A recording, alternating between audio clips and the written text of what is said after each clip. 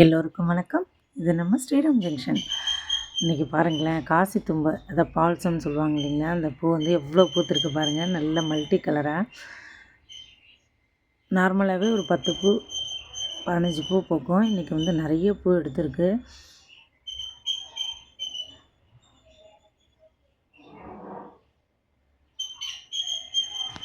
உள்ளே பாருங்கள், லைட் பிங்க்கில் வந்து பூ பூத்துருக்கு.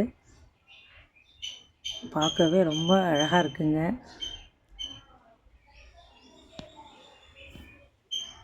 இது இந்த பக்கம் வந்து இது என்ன செடின்னு பார்த்தீங்கன்னா, பொன்னாங்கண்ணி கீரை வந்து கீரைக்காரர்கிட்ட கீரை வாங்கிட்டு அந்த தண்டை வந்து அப்படியே நட்டு வச்சேங்க.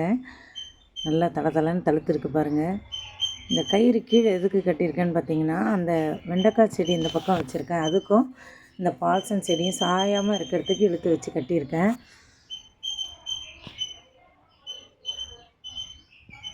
பார்க்கவே அந்த பூ எவ்வளோ அழகாக இருக்குது பாருங்கள். அதே இந்த வெண்டைக்காய் செடி வந்து மீஷோவில் தாங்க ஆர்டர் போட்டேன். நல்லா ஹைப்ரிட், நல்ல நீட்டாக இருக்குது காய் அப்படின்னு போட்டிருந்தாங்க. அது முதல்ல ஒரு 10 விதை மட்டும் போட்டேன். இப்போ நிறைய வந்து அரும்பு எடுக்குது மேலே.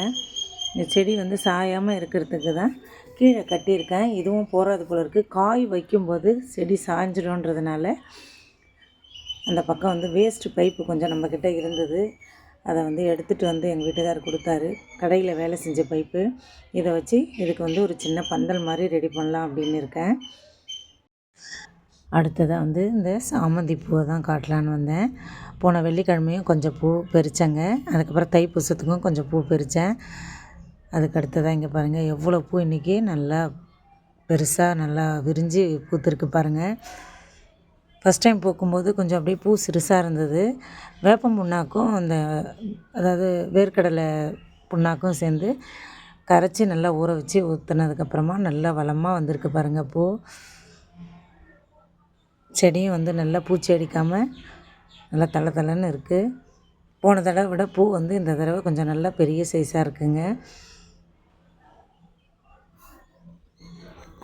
அதுக்கப்புறம் இந்த பச்சை சாமந்தியும் மஞ்சள் கலர் சாமந்தியும் வந்திருக்கு. அதுவும் 2 பூ பூத்துருக்கு. இன்றைக்கி சாயந்தரம் வந்து சுவாமிக்கு வந்து இதெல்லாம் பறித்து வைக்கலாம் அப்படின்னு இருக்கேன். இந்த வீடியோ பிடிச்சிருந்ததுன்னா லைக் பண்ணுங்கள்.